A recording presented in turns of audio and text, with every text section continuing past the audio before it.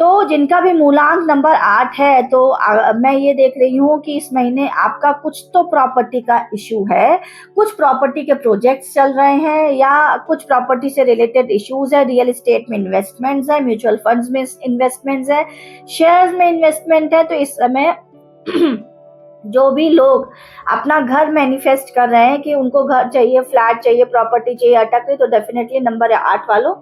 आपके लिए good news है, क्योंकि आपको इस महीने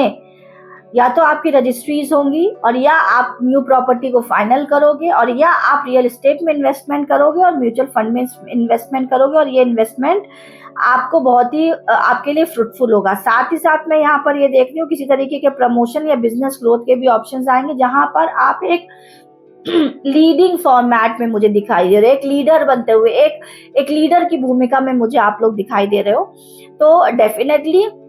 यहाँ पर नंबर 8 वालों के लिए नवंबर मंथ बहुत अच्छा रहने वाला है, क्योंकि कुछ ना कुछ ऐसा होगा कि आप लोगों की new learning, new education, student हो तो कोई न्यू इंस्टीट्यूट में आप जा सकते हो किसी तरीके का, क्योंकि यहाँ पे जुपिटर, बृहस्पति भी एक्टिवेट होता हुआ मुझे दिख रहा है, जिसकी वजह से आपका लक इनहैंस होगा और आपकी फाइनेंशियल कंडीशंस बहुत अच्छी होंगी। साथ ही साथ जीवन में नई लर्निंग आएंगी और रियल एस्टेट से रिलेटेड कुछ ना कुछ आपको गुड न्यूज और बेनिफिट्स जरूर मिलेंगे। थोड़े बहुत यहाँ पर मुझे ब्लॉकेजेस दिख रहे हैं, क्योंकि आप ये देखो इस कार्ड में ब्लैकनेस भी है, तो कुछ डार्क शेड्स हैं, कुछ लाइफ में शैडोज हैं। आप अपनी शैडो सेल्फ को, अपनी बुराइयों को आप एक्सेप्ट नहीं कर पा रहे हो। आप ये सोच रहे हो कि नहीं, मैं तो सिर्फ अच्छा ही हूँ, मैं बुरा नहीं हो सकता है, कैसे मुझसे हो गया। तो ये सब चीजें आपको सोचने की जरूरत इसलिए नहीं है, क्योंकि